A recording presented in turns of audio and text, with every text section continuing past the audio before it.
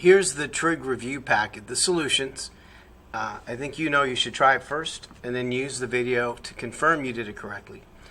Draw an angle, and here's an angle of 205. I'm going to start with drawing an arrow to the right on the x-axis. And then I'm going to label so I have an understanding approximately where 205 is. So if I look and go, okay, which quadrant is it in? You can see it's in quadrant number 3. And it's just a little bit in quadrant number 3. So I'm going to do my best to estimate in terms of where it would be located. And then I'm going to measure it like a circle going counterclockwise. 460, and again, you should try it first. 460 is past 360. So step 1 on the side is I'm going to subtract 360. That angle 100 is coterminal to 460. In other words, I'm going to draw the angle 100, but I'm going to rotate more than once to get there. So we know 100 is just past 90. So right there, we have our initial side and our terminal side just past. It's in quadrant number 2. That would be 100.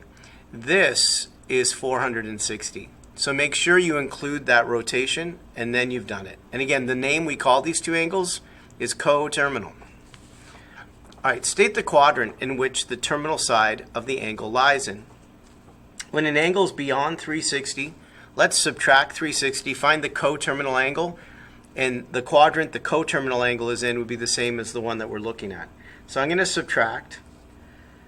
After I subtract, I think 86 degrees. And if I have to, I can draw like a little compass that goes 0, 90, 180, 270, and then back again to 360. Number them. It goes 1, 2, 3, 4. 86 is between 0 and 90, so this angle is in quadrant number 1. Try number 4. Subtract 360. Find the coterminal angle that's between 0 and 360. See if I did that right. I think it's 285. Hope I did that right without a calculator.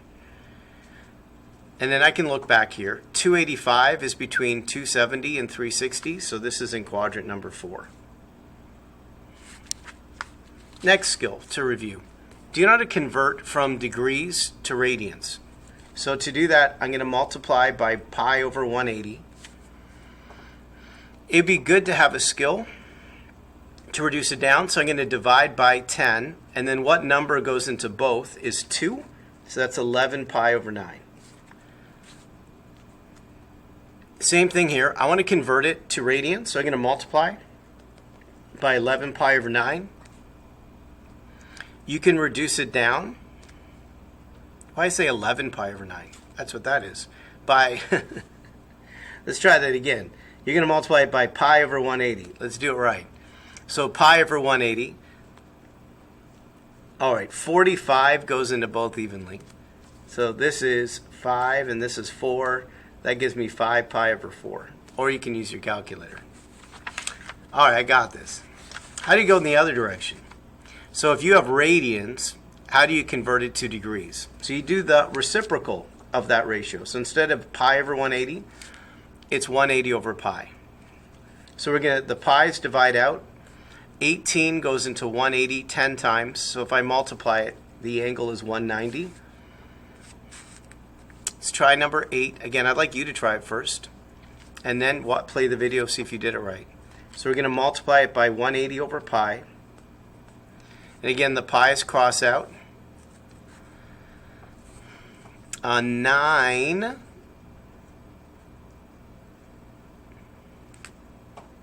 Is it 9? Try to think. So if I did 9, that's 4 and 20. That's 5. So it goes in 5 times.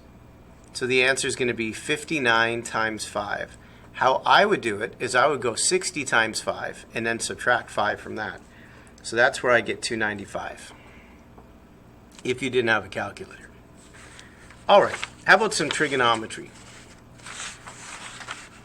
You're given a right triangle and labeled. Find cosecant of theta. So first, I need to know the definition of cosecant. So if I write down SOHCAHTOA, I need to know that cosecant, its partner is sine. So if I flip this around, it's going to be hypotenuse over opposite. So I actually already know the numerator. So the answer in the numerator is 17. But I don't know the opposite side. So I'm going to solve for that first. Now, because I'm solving for a missing leg, a shorter side, when I square these, I'm going to subtract. So I'm going to go 17 squared, subtract 8 squared, and then you square root that answer. So in one step, that's what I put. Now these numbers are a little bit large to do it in your head. You could do it, but they're a little bit large. So this is what I would type in the calculator. The square root of 17 squared, subtract 8 squared.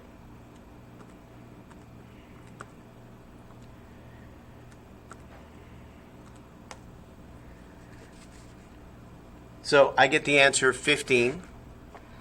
So again, it's going to be hypotenuse over opposite. So the answer is 17 over 15. Number 10. Yes, you should try it first. So press pause and try it. Circle the angle. Know that sine, again, is opposite over hypotenuse. That's what I'm looking for. So opposite, I don't know, but the hypotenuse I do know. So I do know that part of the answer. So to solve this part, I need to know that I'm solving for a missing leg. So I'm going to go 15 squared, subtract 9 squared, and it's the square root of that. That's in one step. If I was finding the hypotenuse, you'd be adding those. And so I get the opposite side to be 12. So this answer is 12 over 15. All right, turn the page. Now these questions, you need to draw a triangle for yourself and know the definition. So I'm going to draw a right triangle. I'm going to label it. So my goal is to find secant, but what I'm given is cosecant. So I need to know what is the definition. So its partner, cosecant, is sine, and the reciprocal of that would be what it is. So I take it, and there's its partner, and do the reciprocal. I need to know that sine is opposite over hypotenuse. So from theta, opposite is 3, and the hypotenuse is 5. Now what I'm looking for is secant theta. Its partner is cosine. Cosine is adjacent over hypotenuse. So what I'm looking for then is the reciprocal of that. So I already know the hypotenuse is 5. But what I don't know is this adjacent side. Now these numbers are small. So I know I'm finding a smaller side. So I take the hypotenuse squared, subtract the leg squared. So 25 take away 9, that's 16, and then square root it, and you have the missing side. So this answer is 5 over 4. All right, I want you to try your best on 12 and not just copy the video. Press pause. I'm given sine theta. So the definition is opposite over hypotenuse. So opposite is 4 and the hypotenuse is 5. I'm asked for cotangent. Its partner is tangent. So tangent is opposite over adjacent. SOHCAHTOA. So cotangent is the flip of this. So I need to know the adjacent side, but the opposite side. So now I know that I'm looking for adjacent over opposite, the flip of tangent. So I know the opposite side is 4. I need to find this side, the adjacent to the angle. So again, I'm finding a smaller side. So I'm going to go 5 squared, take away 4 squared. So 25 take away 16, that's 9, and the square root of 9 is 3. So this answer is 3 over 4. All right, number 13. Do you know how to use trigonometry to find an angle or a side? So I want to know what this angle is. So I circle the angle. 4 is opposite, and 6 is the hypotenuse. So I write down SOHCAHTOA, and think which trig ratio uses opposite and hypotenuse. When you're finding a missing angle, you go the inverse of that, and then inside the parentheses is the ratio. So that would be 4 over 6, and then you'd use a calculator.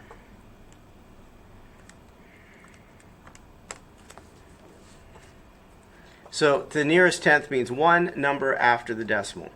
So this answer is 41.8 degrees. All right, I need you to try 14. I want you to know that this video is to help you, right? But I'm not helping you if you're copying the video. So find this angle for me. Circle it. So you should press pause and try it. But if you need some support, circle it. 6, again, is opposite. This is hypotenuse. We just did this one, opposite and hypotenuse. So it's sine. It's inverse when finding a missing angle, and it's 6 over 11.4.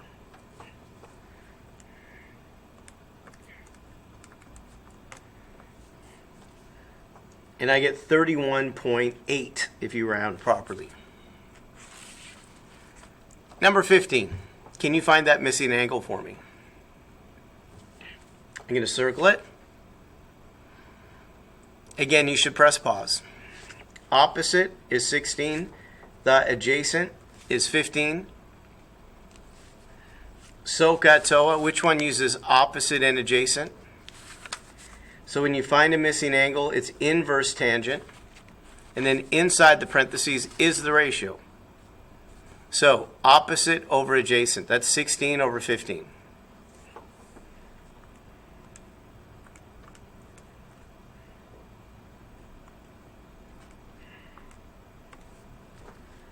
And that's 46.8.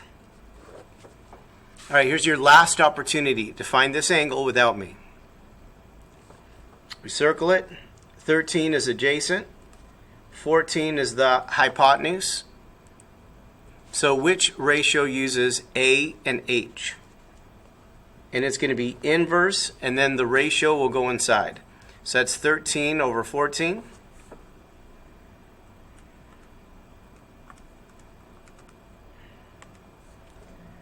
And that's 21.8. All right, next. Can you use trigonometry to find a missing side? So we'll do this one together, but then you need to eventually do it on your own. So you circle the angle. 9 is opposite. X is the hypotenuse. So which trig ratio uses opposite and hypotenuse? That's sine of 52 degrees equals, and then it's opposite over hypotenuse. So it's 9 over x. Notice x is in the denominator, so that means we're going to divide. And then use your calculator.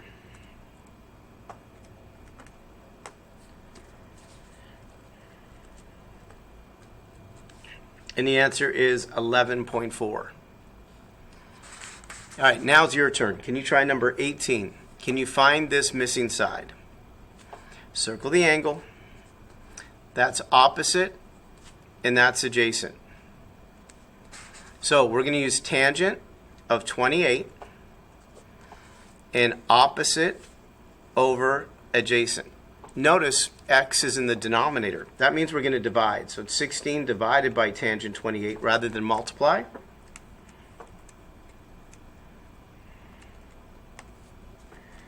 And the answer I get is 30.1.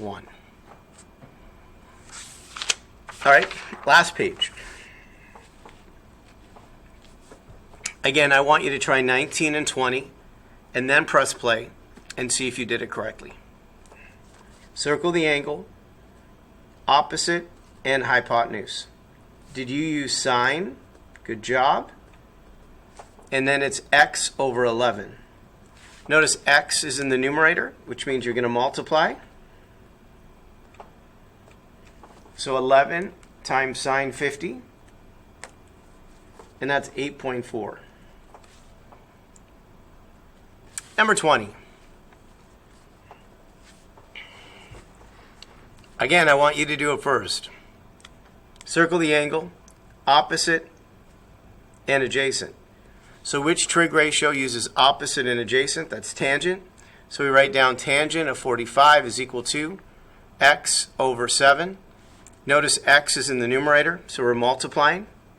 and then use your calculator.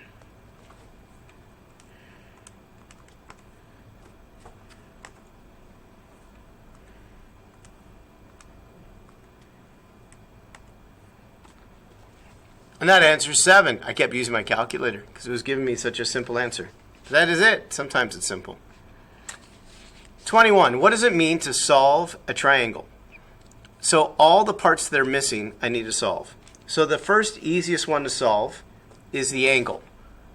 That's because I already know 2 of them. And for a right triangle, the 2 acute angles always add up to 90. So in other words, if I go 90 subtract 52, that's going to give me the angle that's missing.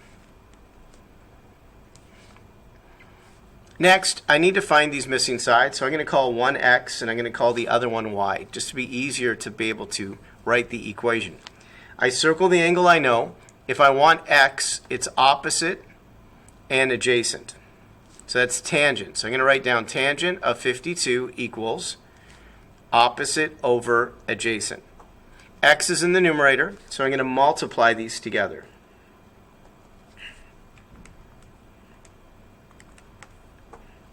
And I get 20.5. Next, that's for x.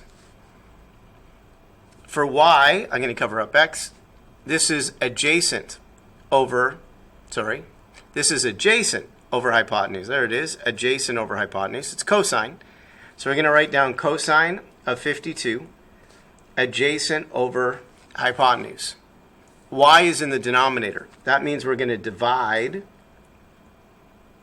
to find the answer. So 16 divided by cosine 52, and you get 25.98. Really, it's 26 if you round it.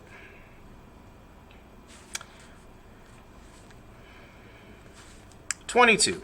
I think you should try it, right? The easiest one is the angle for B.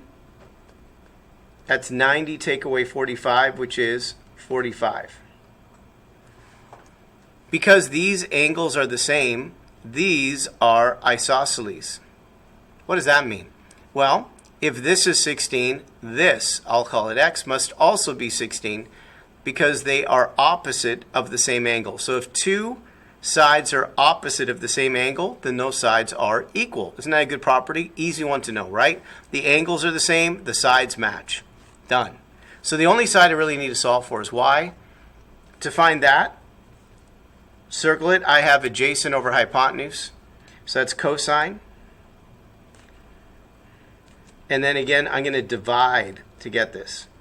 So it's 16 divided by cosine 45. I get 11.3. Last questions. You got this. Good job getting to the end. And good job trying it first, right? Not just copying the video. So this is the last lesson we did. Like, if I give you a point, could you give me the trig ratios that go with it? So use the given point on the terminal side of an angle to find the exact value of it. So I know x is equal to -3.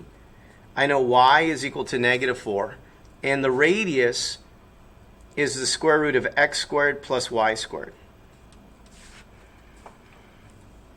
So we need to know that formula to begin with. Then, what's the definition of cotangent using x and y? So x goes with cosine, y with sine. The next one I need to know is tangent is y over x. And why that's important is if I'm looking for cotangent, that means cotangent isn't y over x, it's x over y. So we have the x, we have the y, and a negative divided by negative is positive. All right, let's try 24 together. X equals the square root of 17. Y equals -8. That means the radius is the square root of 17 squared plus -8 squared. So use a calculator.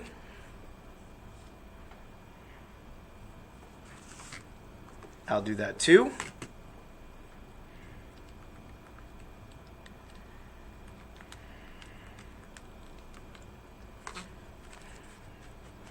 And you get the answer 9. So we have the x, the y, 9.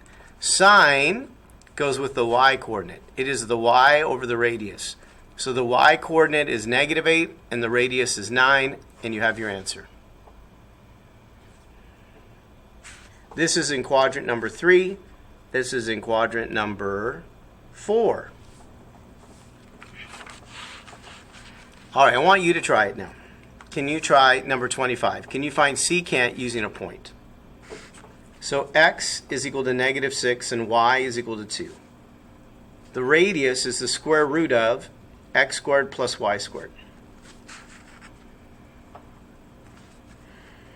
Then secant, its partner is cosine. So if I need to write down cosine, and then cosine goes with the x, so it's x over r. So secant is the flip of this. So what I'm looking for is r over x. So that's 2 root 10 over -6. You could also write it as root 10 over -3 because it divides evenly. All right, last one. You got there all the way. I'm super proud of you. Can you do it by yourself so I can be super, super proud of you? All right, let's see if you did it right because you did it first, right? X equals -6 and y equals +6. Did you find the radius okay? So that's the square root of -6 squared plus 6 squared. So did you find the radius okay? Then secant. Did we just do that one? We just did that one. So we heard that secant is r over x.